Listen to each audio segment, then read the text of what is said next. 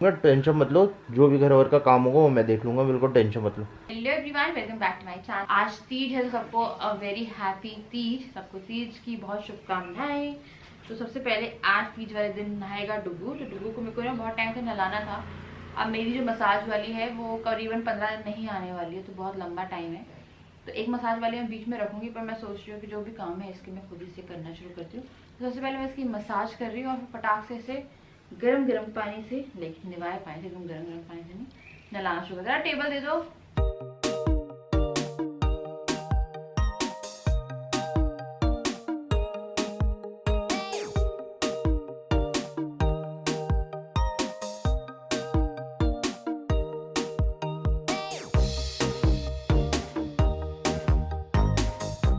आज मैं आप लोगों के साथ शेयर करने वाली हूँ कियारा वेदिक की ये हेयर किट। और जो हेयर किट है ये है 100% हर्बल, और ये किट है केमिकल फ्री और सिलिकॉन फ्री। तो चलिए मैं पहले आपको ये जो बॉक्स है ये ओपन करके दिखा देती हूँ। तो बॉक्स पे लिखा है कियारा वेदिक, और जैसे कि मैंने आपको बताया ये है एक हेयर किट। तो जैसे मैंने किट ओपन करी है मुझे मिला है ये एनवेलप।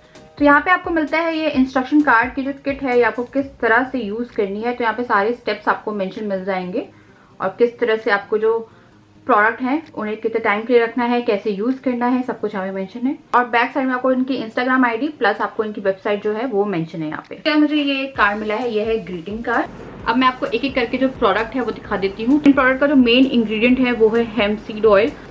तो ये है hemp seed oil damage control hair spa mask.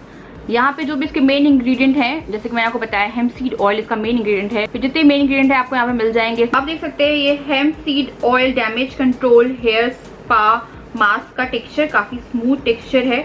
और जैसे कि मैंने आपको बताया इसमें हेम्प सीड ऑयल है, फ्लेक्स सीड ऑयल है जो कि रिच है ओमेगा फैटी एसिड में, और साथ में है इसमें सिल्क प्रोटीन जो आपके हेयर को स्ट्रॉन्ग बनाता है और मैनेजेबल बनाता है। तो ये है सबसे पहला प्रोडक्ट जो कि हमें इस किट में मिलता है। तो ये हेयर मास्क जो है इसे मैं अप्लाई कर रही हूँ। तो मैंने काफी अच्छा अमाउंट ले लिया है और मैं सबसे पहले इसे अपने रूट्स पे अप्लाई करना शुरू करूंगी।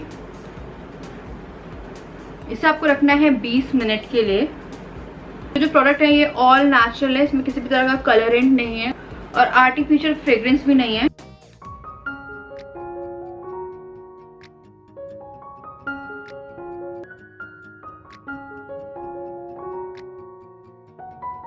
है इसमें सेकंड नंबर पे ये शैम्पू बार जिसका नेट वेट मेंशन है, और मेन इंग्रेडिएंट है इसके हेम्प सीड ऑयल। शैम्पू बार जो रहते हैं वो रहते हैं बहुत ही कन्वीनियंट टू यूज।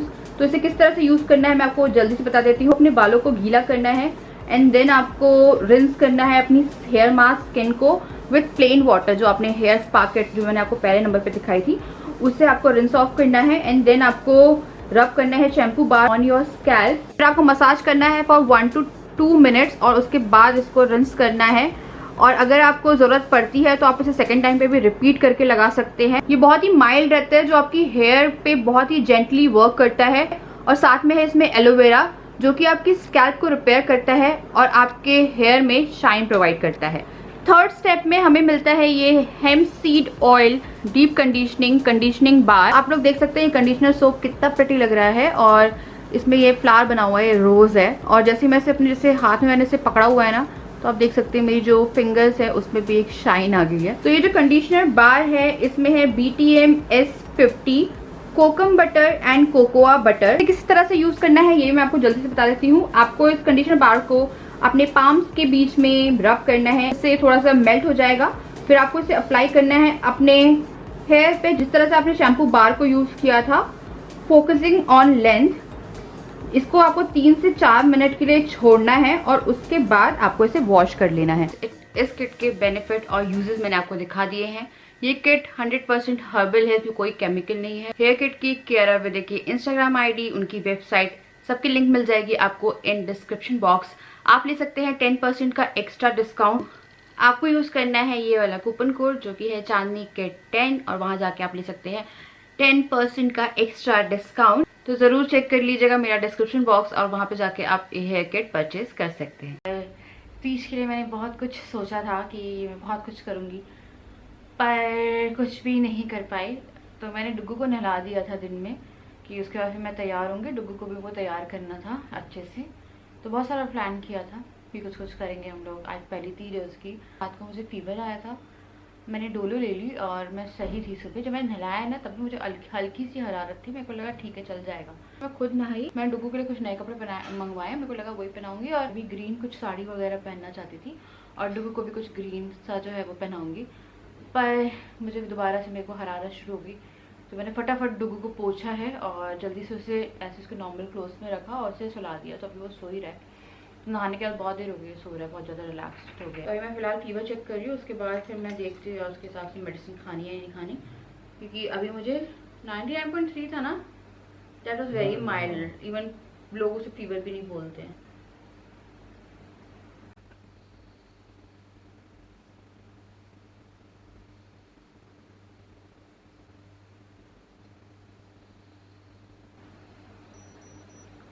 बढ़ गया। हाँ। अरे यार, आप पता है एक चीज़ बात, मेरी इम्यूनिटी बहुत डाउन है। इम्यूनिटी बहुत डाउन है, डोलो ही खाती रहूँगी क्या? तो भाई अभी तो दवाई भी देनी पड़ेगी ना। तो पता है ये कोई वैसा फीवर नहीं है जो मुझे पता रेगुलर चलेगा, पर ये जो फीवर रहता है जो मुझे उठ रहा है ना थोड़े थोड़े टाइम में, इससे बॉडी बहुत ज़्यादा पेन होती है आपको अंदर से। मुझे पता है कल रात को हरारत शुरू हो गई थी और पता है हमेशा ये फीवर मुझे कितने बजे आता है, रात के 2-2:30 बजे मुझे ठंड लगती है, उसके बाद मुझे जो फीवर है वो आता है। कल मैं रात से बोली थी मुझे ऐसा लग रहा है मेरे ना पैर जम गए जैसे आइस में। तो अभी आप सोचिए कि इस टाइम पे मदर और बेबी की इम्यूनिटी कितनी डाउन रहती है। मुझे फीवर ऐसे चढ़ता ही नहीं, मुझे सालों तक फीवर नहीं चढ़ता। चढ़ने को कभी चढ़ने को होता है तो साल में 1-2 बार भी चढ़ता है, पर ये जो है कंटिन्यूसली चल रहा है। तो मैं सिर्फ एक ही एडवाइस आप लोगों को दूंगी, क्योंकि आपकी अगर आप एकदम नई माँ बनी हो ना, तो मेरे ख्याल से आपकी इम्यूनिटी बहुत ज़्यादा डाउन है। जिस तरह से मैं देख रही हूँ ना, मुझे हल्का सा भी कुछ ऐसा लगता है कि यार कुछ भी हो रहा है। लाइक मुझे हल्का सा पानी भी लग जा रहा है ना अभी हाथ में या कुछ भी, जो कि लग ही रहा है क्योंकि मैं थोड़ा बहुत तो कर ही रही हूँ। तो ना वो फीवर जो है ना वो आ जा रहा है।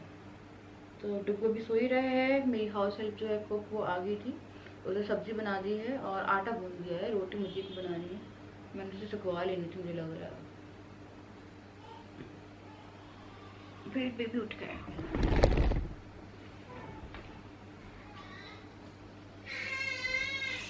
ये अभी उठा है। तो अभी मेरे को जो तेल लगाना है, तो यहाँ पे बच्चे की कपाल बोली जाती है ना, कपाल वो थोड़ी सी दबी हुई रहती है। तो हम स्टार्टिंग में देखा था जब हमने इसको, तो हम डर गए थे। तो उस टाइम हम लोग को लगा पता नहीं यार कुछ बेबी को हो गया है, तो हमें बताया डॉक्टर ने, बोला नॉर्मल है, होता ही है। बेबी का नाम का दिन कब है? मैं नहीं बताऊंगा। मम्मी बता दीजिए। फीड करा दूसरी, बुखार है आपको? फीड करा सकते हैं उनको खाने, एक फीड। हेलो, अरे यार 100 से ऊपर फीवर हो गया है, इसको फीड करवाएंगे नहीं क्या है? शिवानी 100 के ऊपर हो गया है फीवर, इसको फीड करवाएंगे नहीं शिवानी को। फीड करवाएंगे नहीं, कराएं और दूध पिलाएं। रो रहा है यार, ओके वो वाला पिला दें, पाउडर वाला, ये ना पिलाएं। तो मम्मी से बात करिए, मम्मी यानी कि मेरी मदर इन लॉ से, वो कह रही है कि मैं अभी फीड ना कराऊं इसे। तो इसे भी फॉर्मूला दे रहे हैं, मेरा फीवर उतरता है तो मैं इसे फीड कराऊंगी। आप पहले डोलो लो।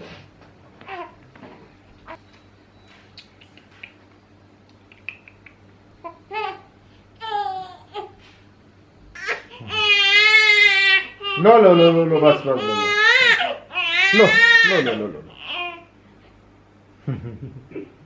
खुश ओए खुश।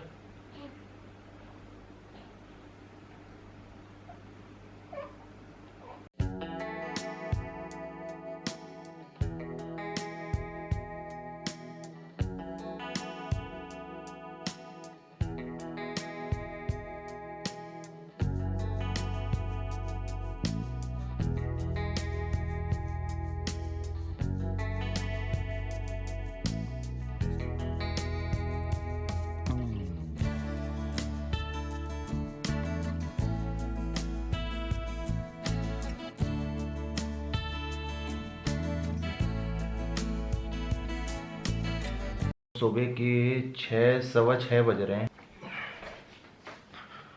6:11, और मैं अभी तक सोया नहीं हूँ क्योंकि डुग्गू को 2 बार मैं फीडिंग करवा चुका हूँ, तो आज डुगू को फार्मूला मिल्क पिलाना पड़ रहा है क्योंकि शिवानी की तबीयत रात से बहुत ज़्यादा ख़राब है। उसको बहुत ज़्यादा फीवर चढ़ा हुआ है। रात को मैंने चेक किया था, डिनर कराने के बाद दवाई खिलाई थी, 100.4 फीवर था।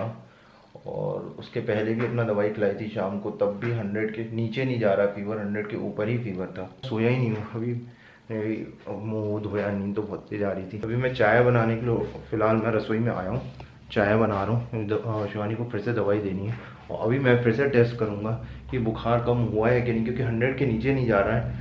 100.4 100.5 ऐसा फीवर चढ़ हुआ था।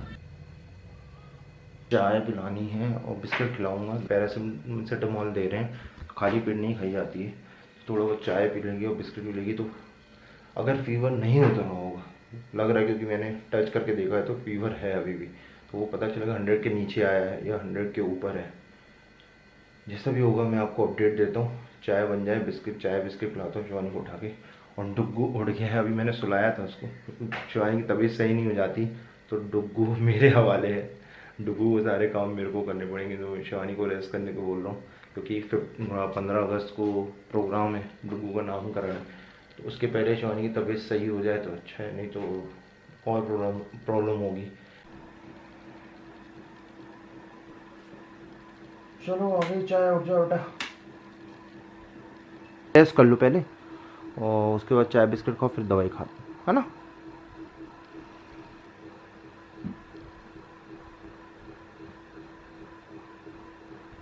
मम्मी की तबीयत खराब है डुग्गू, कुछ अच्छी सी दवाई दे दो, मम्मी सही हो जाए। क्योंकि मम्मी सही नहीं होगी तो आपको फीडिंग कैसे कराएगी। हाँ हाँ हाँ बोल रहे हो।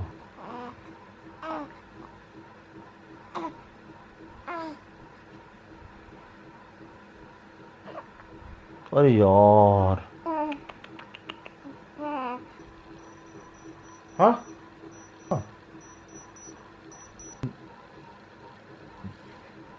नहीं हुआ है, एग्जैक्ट 100 आया है अभी। बिस्किट खाओ, उसके बाद दवाई लो और सो, रेस्ट करो। टोटल रेस्ट पे जाओ, 1-2 दिन रेस्ट करना पड़ेगा। टोटल तो 1-2 दिन रेस्ट करो। रेस्ट करूंगी तो घर का काम नहीं अरे घर का काम छोड़ो अभी, वो मेरे को दे दो, जो जो मैं कर सकता हूँ मैं कर लूँगा। आपको रेस्ट करो, कोई ज़रूरत नहीं है कुछ काम करने। हाँ तो वो तो क्या करें, वो तो तबीयत मेरी भी देखो, पूरे 9 महीने अच्छे से चले, जब तक अपना डिलीवरी के बाद घर आके मेरी भी तबीयत ख़राब हो गई थी कि नहीं हो गई थी। और वो रेस्ट करना पड़ेगा, रेस्ट नहीं तो और 15 तारीख तक और ज़्यादा तबीयत ख़राब हो जाएगी। दिन कितने बचे? दिन आज क्या 12 तारीख हो गई, 13-14 2 दिन और बचे, 12-13-14 3 दिन, 15 को है प्रोग्राम। मेरे कारण इसका वो खराब हो जाएगा। कुछ ख़राब नहीं होगा, बिस्किट खिलवा दे रहा हूँ और उसके बाद दवाई देके। डुग्गू भी उठ गया, इसको भी सुलाना पड़ेगा। क्या हो गया भैया, रो क्यों रही हो। अब ये देखिए, फीवर ही है ना, सही हो जाएगा, मत टेंशन लो। प्रेगनेंसी जब हुई थी, ऑपरेशन हुआ था सी सेक्शन, उसके बाद इतनी ज़्यादा तबीयत ख़राब थी, इतना ज़्यादा पेन था, तब रोई नहीं। और अभी ज़रा सा अपना तबीयत ख़राब हुई और रो रहे हो। हाँ प्लीज़ आप लोग भी कमेंट करके समझाएं। नहीं कोई फंक्शन खराब नहीं होगा, 2 दिन में सही कर दूंगा, टेंशन मत लो। जो भी घर वर का काम होगा वो मैं देख लूँगा, बिल्कुल टेंशन मत लो, बिल्कुल टेंशन मत लो, है ना। मेरे पता पेट में भी दर्द हो रहा है। इन्फेक्शन वगैरह तो नहीं हो गया है। जल्दी से चाय बिस्किट खिला के दवाई दे देता हूँ और रेस्ट करने के लिए बोलता हूँ। ब्लॉग मैं सुबह उठ के कंटिन्यू करूँगा। है थर्सडे और हम लोग जा रहे हैं, और टाइम आपको पहले बताया थी, टाइम हो रहा है 7:20। तो हम लोग जा रहे हैं डॉक्टर के पास। मेरी डॉक्टर अपॉइंटमेंट है 8 बजे की, और मैं जिसमें तैयार नहीं हुई हूँ। जैसे हम मम्मी पापा के पास छोड़ेंगे तो मैं गायनिक के पास जा रही हूँ, क्योंकि मुझे ना इन्फेक्शन ही लग रहा है ये, और कुछ कारण है, मैं आपको बताऊँगी मुझे क्यों इन्फेक्शन लग रहा है। फीवर जो है मुझे फीवर उतर नहीं रहा है, अगर जा भी रहा है तो 99.5 99.6, आज फिर भी 99.5 है, जो कि डॉक्टर को दिखाना बहुत ज़रूरी है। टेम्परेचर जो है नॉर्मल बॉडी टेम्परेचर से ज़्यादा ही है, और बहुत ज़्यादा मुझे गर्मी लग रही है, पता नहीं क्या हो रहा है। कभी कभी मुझे बहुत ज़्यादा ठंड लग रही है, मतलब ऐसी ठंड कि ऐसा लगता है कि कोई रजाई दे दे, तो वही फ्रस्ट्रेट टाइप का हो रहा है। उसने फीड करके रखा, उसके बाद पता नहीं आज वो भी फ्रस्ट्रेट हो रहा है। तो उसकी हमने अपॉइंटमेंट ले ली है, मतलब उसकी भी अपॉइंटमेंट लेनी है। तो डॉक्टर है ना, उनका फ़ोन हमेशा बिजी रहता है, तो उसके अपॉइंटमेंट जब मैं अपनी अपॉइंटमेंट लेते हुए आऊँगी, उस मतलब जब मैं अपनी अपॉइंटमेंट अटेंड करके आऊँगी उसके बाद फिर इसकी अपॉइंटमेंट लेंगे। तो मुझे नहीं उम्मीद थी कि मेरे को दोबारा से गायनिक के पास जाना पड़ेगा, तो मैं अपनी गायनिक के पास जा रही हूँ, क्योंकि इन केस जो फीवर कंटिन्यूसली चल रहा है, पहले मुझे 1 दिन रहता था फीवर और उतर जाता था, अभी मुझे 3 दिन हो गए हैं और वो फीवर उतर नहीं रहा है। तो मैं जा रही हूँ। उन्होंने मुझे 12:30-1 बजे ही बोला था, पर हिम्मत ही नहीं हुई मेरी कि मैं उठ के जाती।